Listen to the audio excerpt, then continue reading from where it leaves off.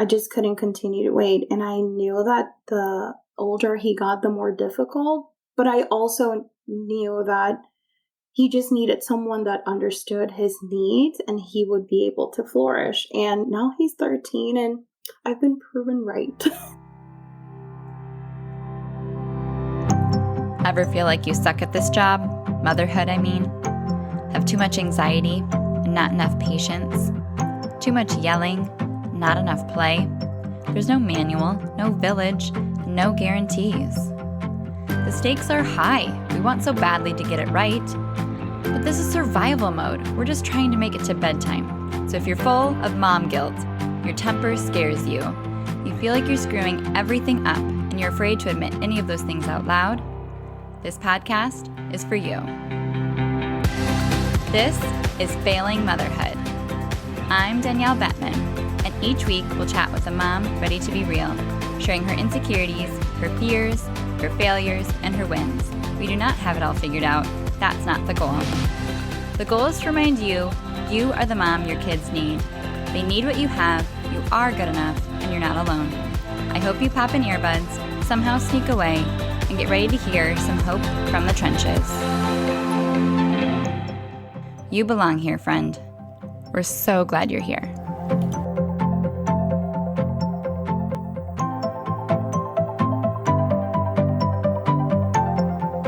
Hey, it's Danielle. Thanks for tuning in.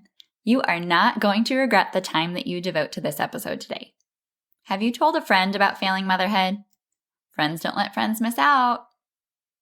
Do you agree with this mom? She wrote, I can appreciate Danielle's approach to motherhood so much. She's extremely relatable and makes asking for help approachable. She's an awesome cheerleader to have in your corner. Thank you. If you have taken the time to leave a rating or review, I really appreciate the support. I've seen so many posts in moms groups on social media lately where moms are just falling apart. We're overwhelmed, exhausted, wishing they could give up and know that they don't have that choice. I wanted this podcast on the airwaves to meet each mom where they're at, and while it doesn't alleviate or pain or solve all their problems, at least it can help them feel less alone. I can't wait for you to hear Paulette's story. We know in our fierce mama bear hearts that we'll do anything for our kids, but Paulette really does put it all on the line. Nothing prepares you for parenting, but even more so, nothing prepares you for raising a child with special needs. Her tenacity is inspiring. Here's our conversation.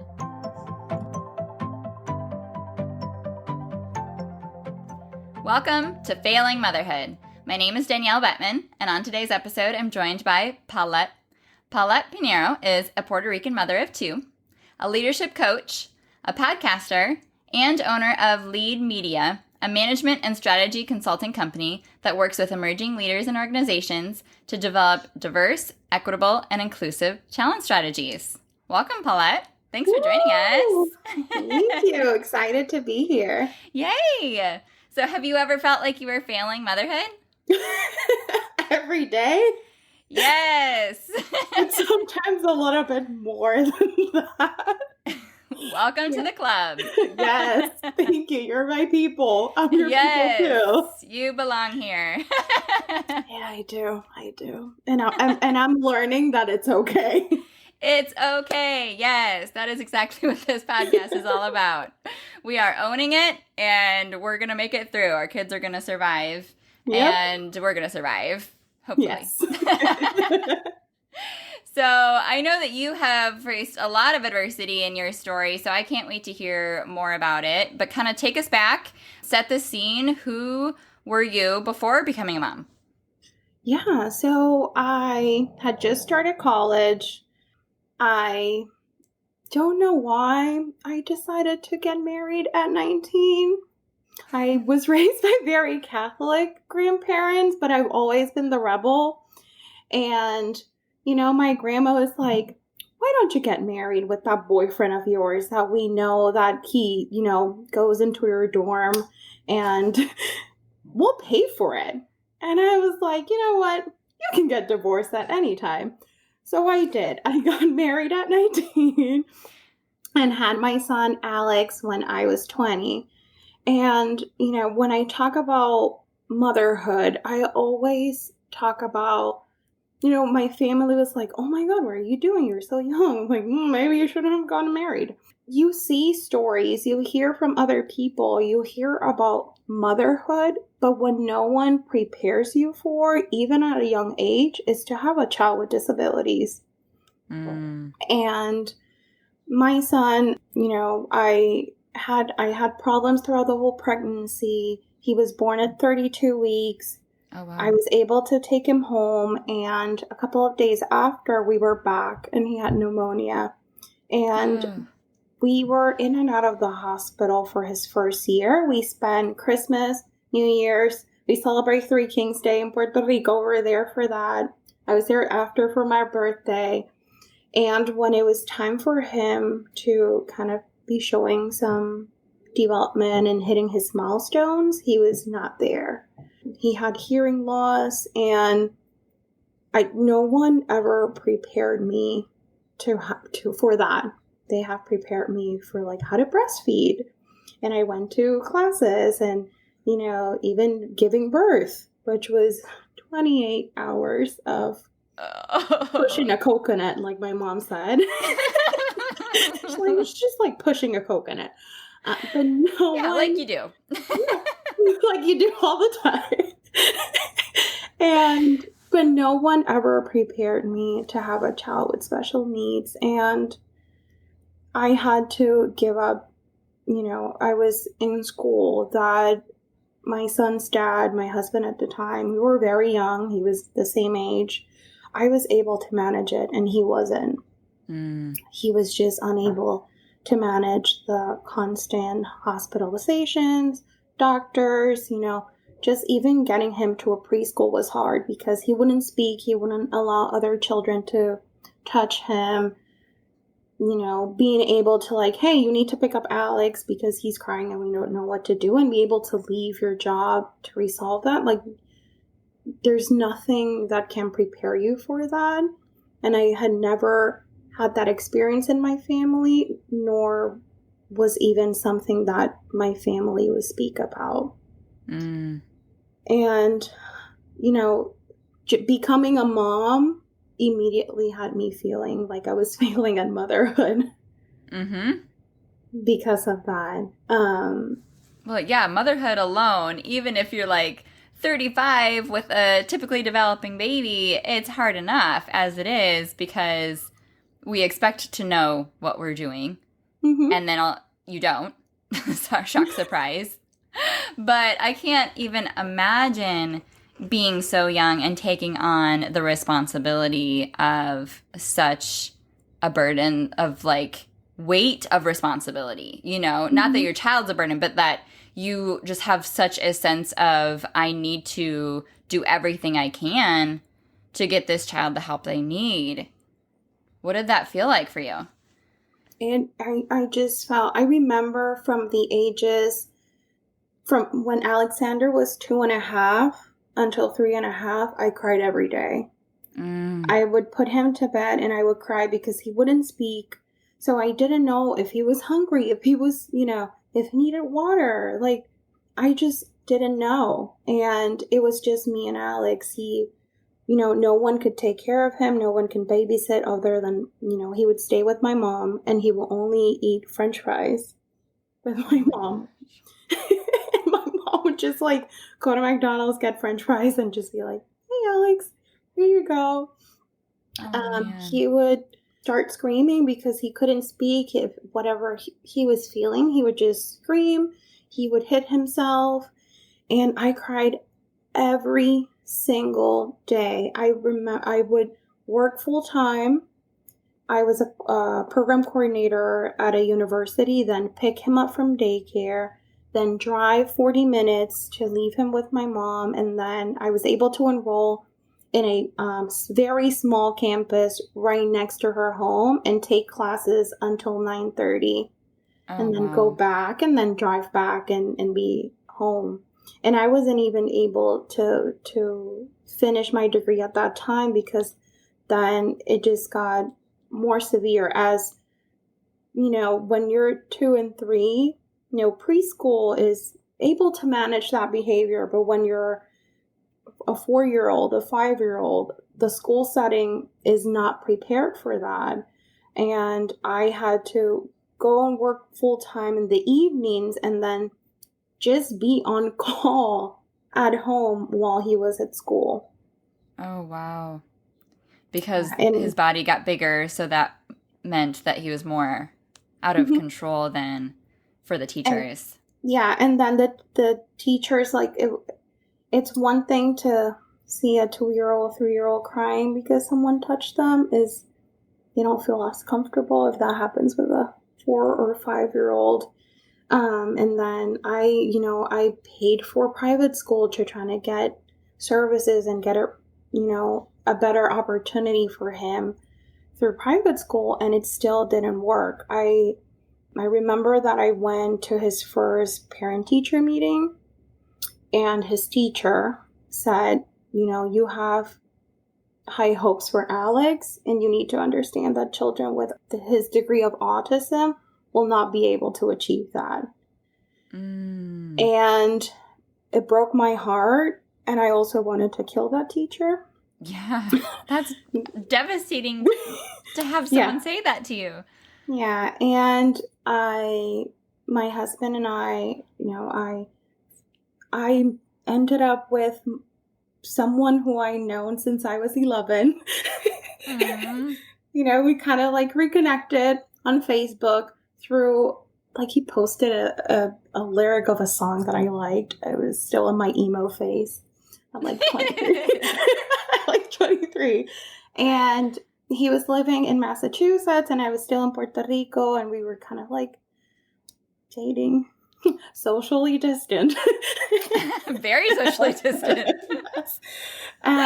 Because we had known each other since we were kids, and he knew of the education system in Massachusetts, and that's something that I had been looking for. And I tried private school, then we tried public school, and I decided I couldn't do it anymore after that meeting.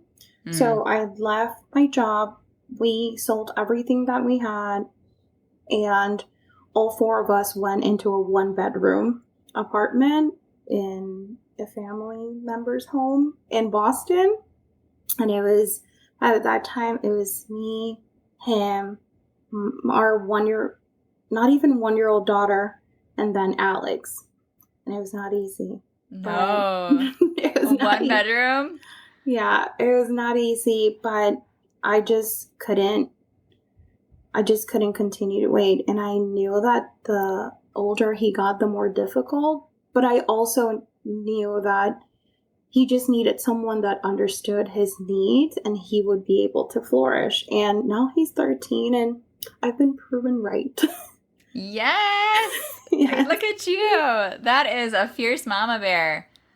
I love that story, because now, I mean, you're able to see how it pays off. But then you had no guarantees. No. You were like risking everything and shaking your dice to say, I think it's worth trying because I need to know that I did everything I could to get him the help that he needed. That's amazing. And that has been, my motherhood journey. Even just my personal journey is so tied to me being a mom. The career choices that I made, everything that I have decided on has always been, about this big sacrifice, because my husband has now, his parents live in Rhode Island, like an hour away from us, but it's just the 4 of us. And we have sacrificed our kids being raised with their family, with their grandparents, the things that we love about Puerto Rico and our culture, to be able to give Alexander an opportunity for him to be successful. And most of the time it felt like we were drowning. I'm sure. But every time he hit a milestone, we moved here in April 2013, and Mother's Day 2014, he sat me down, he had started talking, And he read a whole book. And he was like, this is my Mother's Day gift. What? You can imagine how much I cry. I still yeah. sorry. I'm like, gonna cry. And What? Yeah. And he just like, Mom, sit. He said those 2 words. And I'm like, okay. And he said, I love you. And he pulled out this small book. And he read a whole book. He was in 1st grade and he read a whole book. And I've always said that I owe my life to Miss Brockington. Miss Brockington is part of our family. She lives like 10 minutes from us. Alexander just finished 7th grade and she knows of Alex. She has gone to swim meet. She has gone to concerts and she was only his 1st grade teacher. Oh, that's the sweetest. But she would stay after school as he waited for the school bus. She would stay with him to practice reading, to practice speaking. And we saw that all the sacrifice was worth it. And we know all the sacrifice was worth it. But as we were going through it, it just felt bad. And it felt like we were not doing enough. And I felt like it was all my fault. Or, why did I have a child so young? Or like, why didn't I do this? Why, like all the time. But it's so exciting to see him. He's in the honor roll right now at school. Wow. He gets in the honor roll and he's been in plays and so much progress because of that sacrifice. But it just takes time. Yeah. Wow. That's so powerful. I'm thrilled to hear that he's doing so well. I'm sure that was thrown a wrench in your plans with everything being shut down this spring. Yeah, not only that, I was hospitalized with COVID. Oh, you were? Yeah, I was in ICU for a week and a half. Oh. Yeah. I'm so glad you're okay. I know, me too. Thank you. Wow, Yeah. how stressful. It was. It still is. Yeah, that's traumatic. Yeah, it is. And I have learned that in motherhood, like there's always something that's going to happen and that you can prepare for things, but I have just learned to kind of like embrace it and know that I have the kind of like the tools to be able. I was like, if I was able to like do this with Alex and I was able to do A, B, and C, like I'm going to make it. Yeah. I'm going to make it. I don't know how. Yeah. Like you can look at your life experience and your track record and it proves to you you've done it before, you can do it again. Yeah. And we need those experiences in our life, just like our kids need those experiences to boost their actual self-confidence. Like we can't just like tell them, no, you're going to be great. You're amazing. Good job. Good job. They have to actually know in themselves, like I've done something I'm proud of. That makes me think that the next task I'll be able to do, Exactly. And like as moms, we need that too, which only comes through the hard things. Yeah. And I put so much love and care and time into Alex and Sophia that it's like, Paulette needs some love too. Oh, yeah. Come on. You're great too, Paul. You can do Yes. Yeah. No, there's no room for self-care when you're drowning under that. I already know that you're striving to be an intentional parent by listening to this podcast. Is your home life not lining up with where you know it could be? Are you dreading family time? Are you sick of arguing with your spouse about discipline? I can help. Coaching allows us the opportunity to talk through everything, problem-solve solutions, and provide the support and accountability for you to make the changes and see the changes.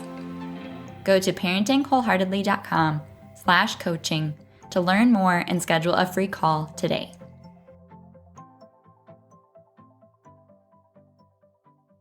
So What did it look like for you with your second daughter? How has that been a different experience, parenting her? I'm assuming is she typically developing? Yeah, and oh my God, Sophia is just Alexander's complete opposite, but they complement each other so well. Alexander will never want to admit that, 'cause now he's 13, he's cool, he's getting a little mustache. Yeah, can't tarnish that reputation. No, So but but they've always needed each other. Sophia started speaking before she was 9 months. She was saying some words, and then when she was 1, she was like, blah, blah, blah, blah, blah. Wow. And Sophia learned what Alexander needed. So Alexander would start a conversation and he stutters. So Sophia would finish it for him and he would look at her like, yeah, what she's saying. So Sophia, like she had his back. Yeah. She is Alexander's attorney. There's nothing that Alexander can do wrong in her eyes. Even if he gets in trouble for like, no, Sophia, you're not playing, or like, don't do this, or they bicker all day. And like, Alexander, what happened? She's like, nothing. My brother, like, he didn't do anything. Did you do something? No, not me either. Like, I didn't do anything either. But she will defend it, and then she'll turn around and be like, Alexander, that was mean. I can tell mommy, right?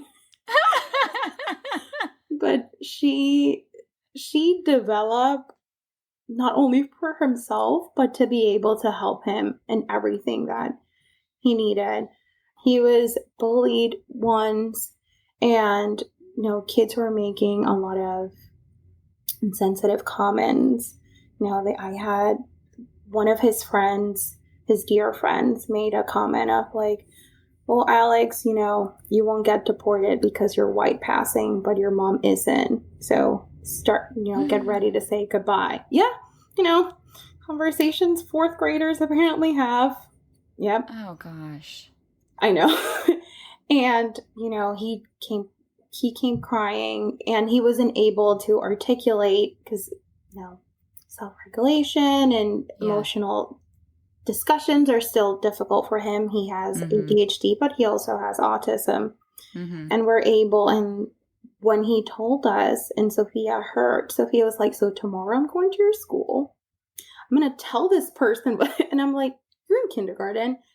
You're not going to his school. Like, that's not how it works, Sophia. She's like, he can punch me. And I'm like, that Sophia, whoever taught you that you can punch people? It's like, Mom, I can do it on this one. And I'm like, what's happening? No. If anyone's hearing this, don't call the police. It's not what I teach my children.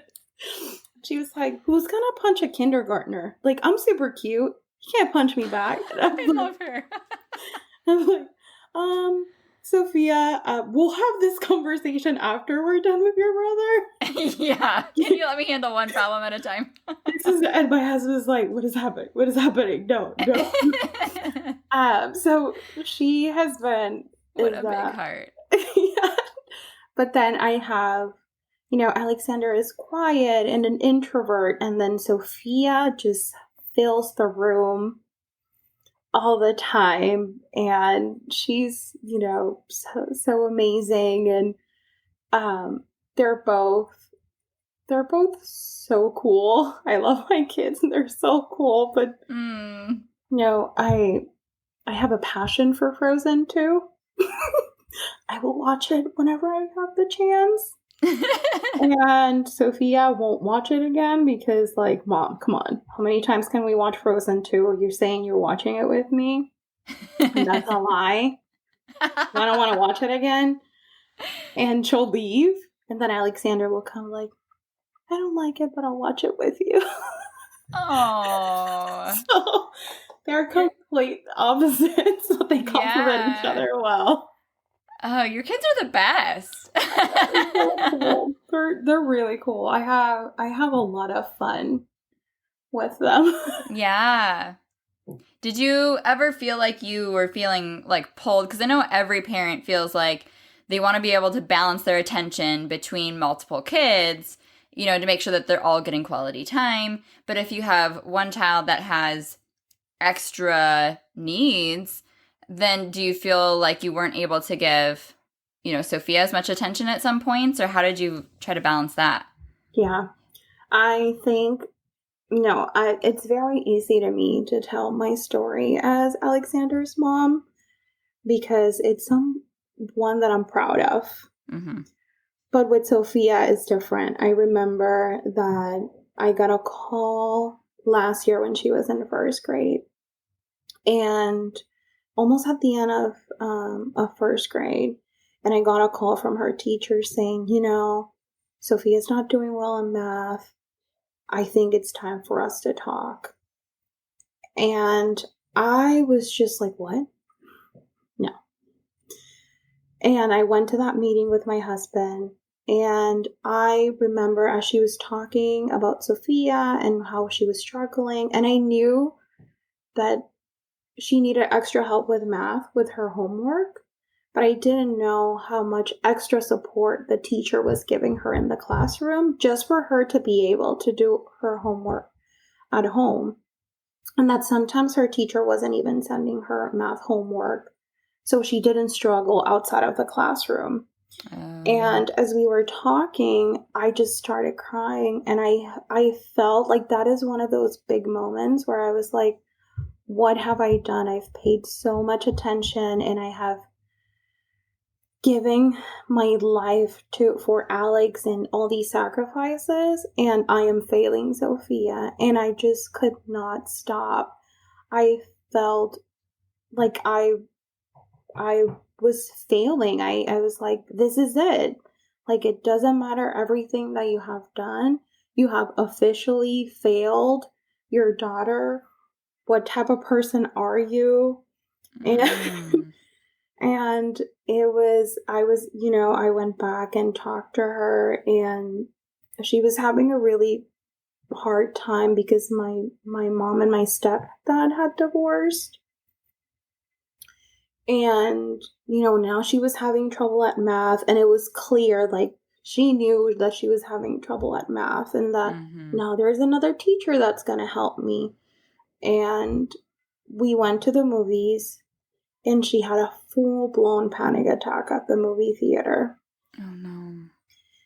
And I was able to, I had to take her to the car, and it was so bad, and I just tried to hold my tears as I'm helping her, and I was like, you failed her. She's not doing well in school. She's not doing well emotionally. You're not a good mom. You don't know how to raise daughters. You don't know how to raise Sophia. And I was able to, get her to see a therapist, and there has been a big change. And, we tutor her in math. They did evaluations, and she didn't get, services through the school. With some extra support, it was enough. But at that moment, it was just like, what are you doing? Like, just because Sophia has always been beyond her years, and she eloquently speaks like a a teenager. That. She's still my baby, and I cannot believe that I forgot about that. So it's... But can you give yourself grace now, looking back? Oh, and yeah. saying, Now I get. And also, like, I started seeing a therapist because of it, because the shame and the pain was so bad that I was like, I cannot get her help without helping myself, because I'm not going to be there for Sophia if every time something happens, I'm just going to start crying. So I started seeing a therapist too.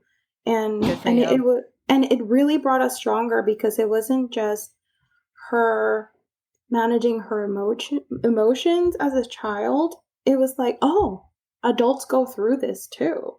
Yeah. And way to live that out by example. And she would go and she would talk to me. I would go with her on her therapy sessions, and I would be there with her and kind of like help her navigate. And I would tell her about mine after I was done. And then I spoke with my therapist and I said, I would like to bring Sophia to one of my sessions.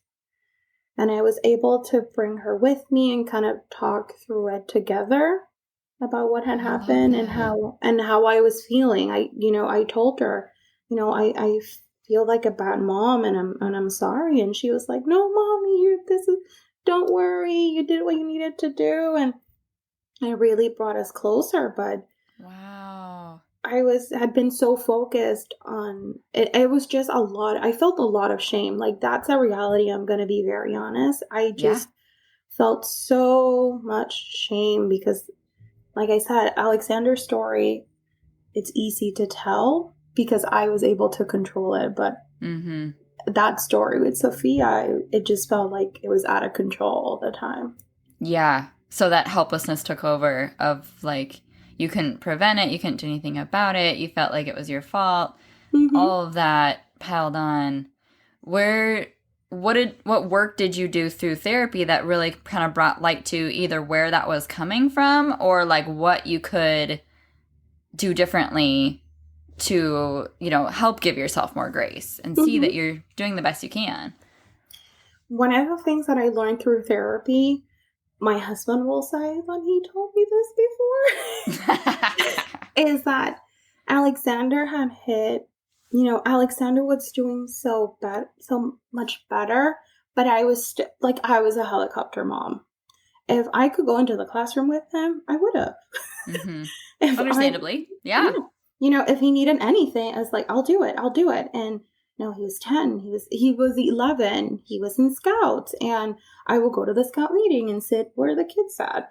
And he was like, no, mommy, you can go with the parents go. Or like, pick me up at 8. And my husband's like, you need to give him space. Like, we've put all the sacrifice. You have sacrificed your life and your career and all these things for Alex to be able to do these things independently. You need to step back.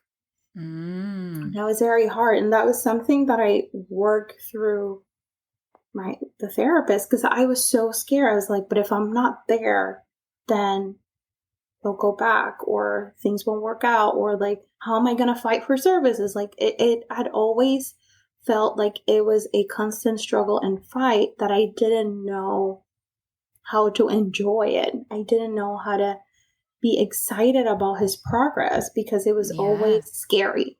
Always scary. He had ear surgery. He had like all these things, trying out medication. Like it was always so scary. And working with the therapist, I was able to kind of like uncover why and like go back into my childhood, but also a lot of guilt of me, marrying very young and being in a wrong relationship with his father. He hasn't had contact with his biological father in a long time. So I felt, even though my husband is his stepdad, he's in the process of adopting Alex, which Alex is super excited. But I always felt like I need to be two people. And I was able to also like work on myself, and that helped me be a better mom. It helped me be a better mom for Alex. It helped me get rid of a lot of that guilt for Sophia, because being honest with myself, like, you're not three people. You're not three Paulettes. You're not three moms. You're not a mom and a dad for Alex and a mom for Sophia. You're one person. Right. Yeah. Doing her best with a lot of love. Yes. Such an important thing to realize. Yeah. So being able to talk through that and then have that experience with Sophia, seeing a therapist for a couple of months, like it just changed the way that I parent my kids, but also how I talk to myself. Good. Oh my gosh, I am so glad that you sought that help, because that can be so intimidating and scary and hard to put yourself out there in that way and feel like you're failing enough to need it, Yeah. And that's how I felt. And there's someone who went to school for social work. And I was like, but but I know these things. Like, I know what the tools are. Why do I need to go see someone else? Like, I Yeah. can open a book. I can Google enough and know which ones are good and which ones are bad. Right. No, that's the reality. Yeah, we have everything at our fingertips. So why do we need anything else? And I barely take time to like use the bathroom without an interruption. Like, who has time for an hour For with a real. therapist? Yeah. But it was the best decision that I made for myself and also for my family. I'm so glad. So what are you doing differently now because of that? Are you less of a helicopter parent? Yes. Yes. I'm really happy about that. It doesn't mean that I don't freak out, but he's allowed to like spend the nights at his friend's house. And, when he turned 12 and he wanted to take the school bus, I was like, okay. And then I didn't stand next to him waiting for the school bus in the morning. And, he's like, he cooks, he makes breakfast for himself, because I was like, oh my God, his motor skills are not good. So he can't put things, like, he can't boil an egg. Who is that? But giving him a lot of independence, but also independence for him to make the wrong choices. Oh, that's huge. Yeah. Talking, and now I know that we continue to work on him having initiative. It was because I was doing everything for him. And I've had that conversation with him a couple of times of like, I did all these things for you and what I did was wrong. And I want to make sure that we give you the tools to be successful. So, mom is not there to resolve. Mom is there to talk about it, to give you advice, to give you feedback if you want it. But, you need to take initiative. And he went from, me sitting down for 2 hours after school every day to him coming from school, doing his homework by himself, and then showing me, to now I'm like, where are your grades? When is it? But he's in the honor roll. He was in the honor roll last year. He's in the honor roll this year. We live in a small town, and there's like the town library, and that's the cool place to hang out. Of course.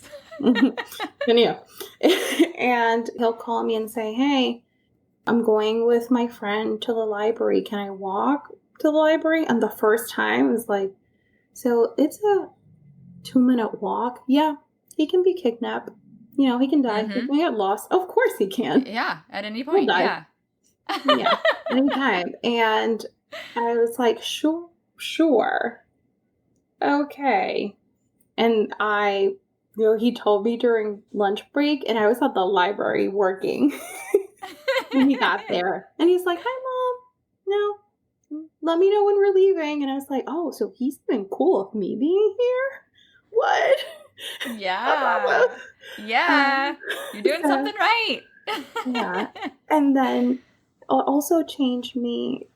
It changed my relationship with Sophia, where we're able to have, deeper conversations and get rid of the guilt. But I was able to have those conversations with her. And one of the things that it has helped me the most is that it has given me the emotional and capacity to take care of myself and apply for jobs that I'm passionate about, and, have jobs where I travel a lot, because now I'm doing what things that I like, things that I want, because I know that they are okay, but also that we have a plan for things, and I don't need to be the person resolving everything all the time. And I had a lot of arguments with my husband about that. He was like, but I'm here. Like, I'm not your helper. I'm their dad.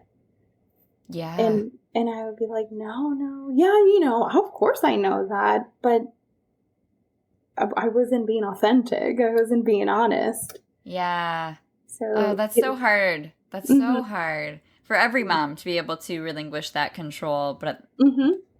and navigate that relationship with their spouse. But even more when you feel like there's more stakes to lose of things that Mm-hmm. you have fought so hard to get and sacrifice to get there where you're at. Mm-hmm. Oh, Yeah. it's fragile. Yeah. Yeah. I remember the first time he took Alex to one of his specialist appointments. He was like, let's put this into practice. I'm going to take it. And I'm like, but if I'm not there, I don't know everything that was discussed and Yeah. every agreement. I was like, you got a report at the end and I'll take notes. And because I was traveling for work, I remember I was traveling to Atlanta and I'm like, nope, I won't. They'll be fine. They know, like, this is an agreement that we have. And my family's like, no, just go. And I went and no one died. Yay! I got a report. He gave me the note. And, you know, I've been able to do so many amazing things. Now I've been able to open a business, which I thought I was going to, like, I can open a business maybe after Alexander finishes college.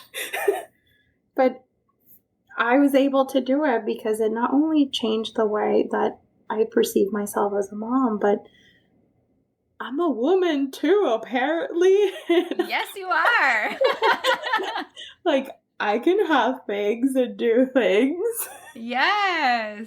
Yes. You are still the you were prior to all of this changing you, growing you, evolving you to become the woman you are today. But yeah, you cannot not embrace your own identity, because that is another thing that your kids can learn so much from, is how you just live your life and show them what's possible. That's amazing. I'm so excited for you. Yeah. And I talked to them about, especially Alex, who's older. Like, I've talked to him. We actually talked about this like a week and a half ago of, you know, I went from being a child to a teenager to a mom. I didn't take time to know who I was and who I wanted to be. And now I'm figuring that out. And I want you to have that opportunity. I want you to have that time because it's so important. It's important for you to do that. And there's a lot of things when you're a teenager and you're growing up that sound very appetizing and sound very exciting. But, you know, always come back and talk to me about it. Talk to your dad. Talk to someone that you trust and will give you good advice on everything can happen, but it's okay if some things wait, or it's okay if you do them later. Yeah. Because I didn't have time to figure out who I was as an individual or as a woman.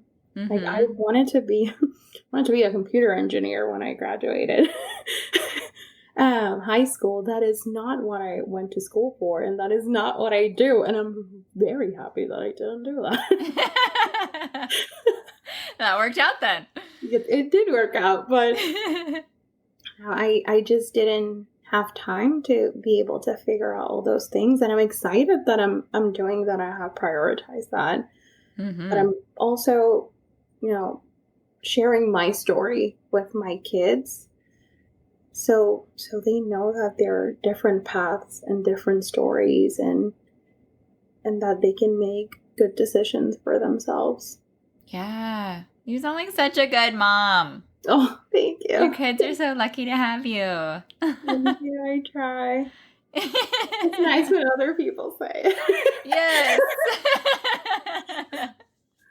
No, everybody needs that reminder. Yeah. Everyone's listening. You're a good mom. Yes. Yes. Because when you believe it, then you do actually get even better at it. You know, we just need to have that mindset of, like, I can do this and I am the right person for the job. And I've done it before. I'll do it again, you know? Yeah. We do so good when we go to an interview. I am a leadership coach and I coach people, and I especially coach women. And a lot of the women that I talk to are either moms or caregivers. And, it's very easy for us to learn how to sell ourselves for an interview.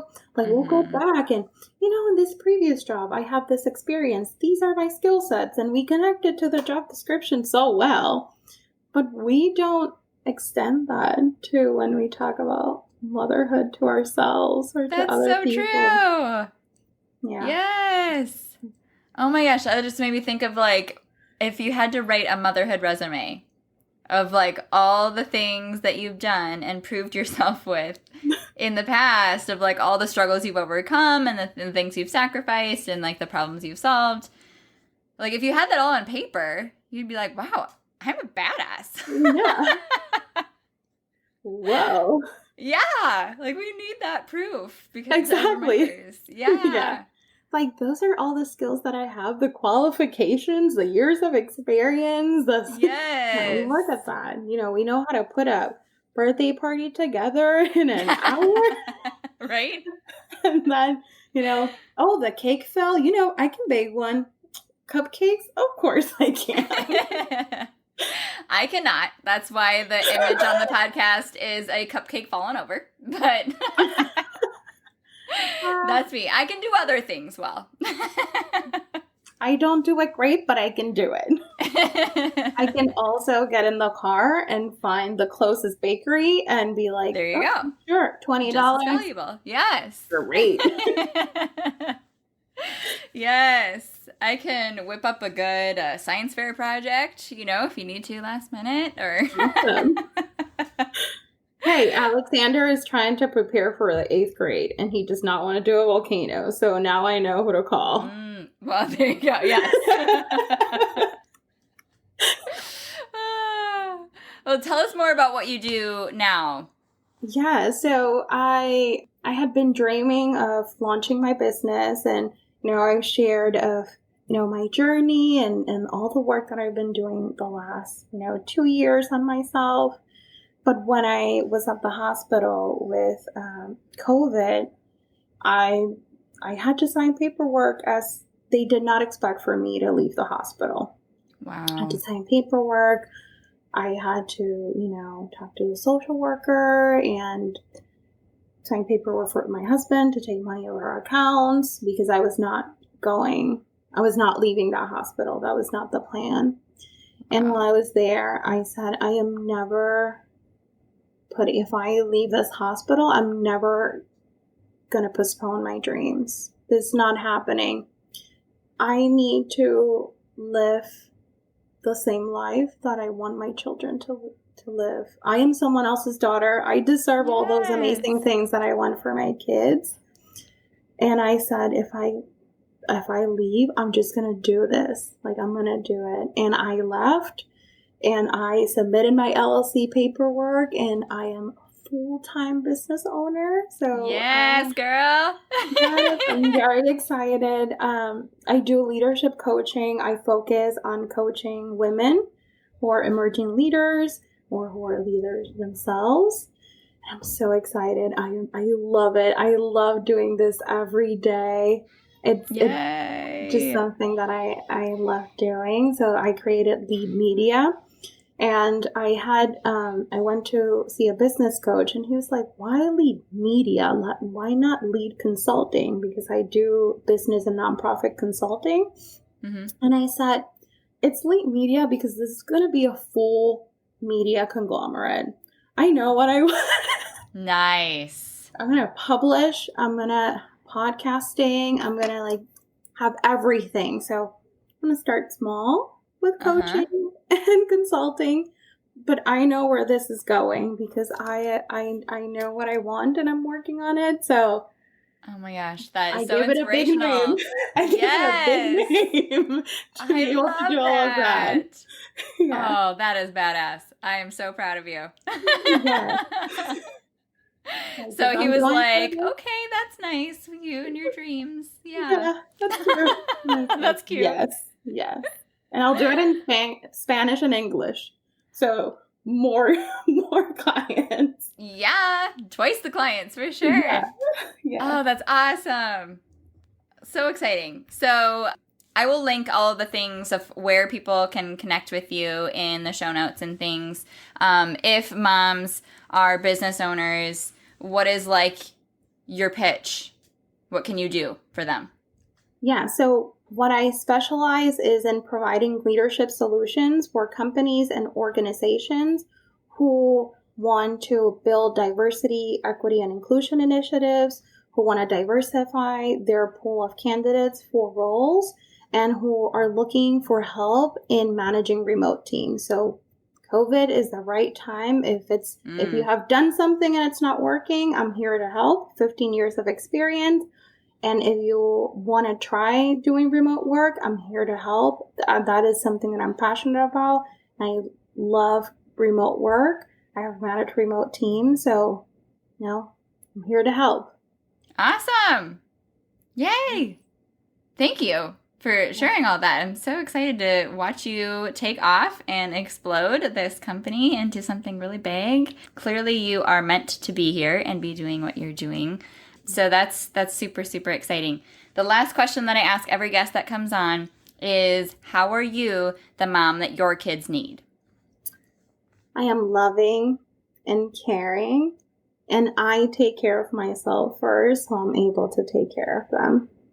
Yes, that is the key.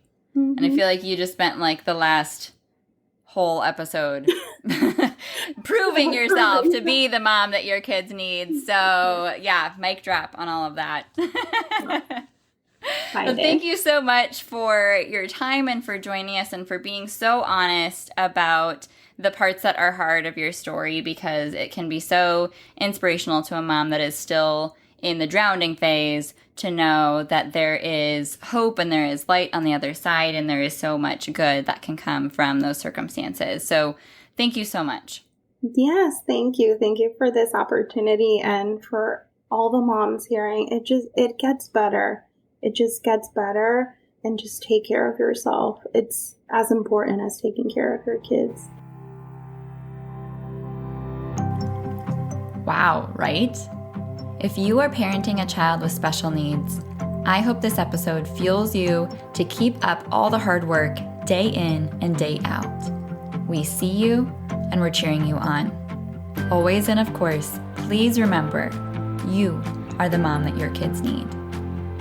Next episode, you'll get to hear from Melissa Pinero, who's super open and honest in admitting that parenting has proved even more difficult than getting sober. I already know that you're striving to be an intentional parent by listening to this podcast.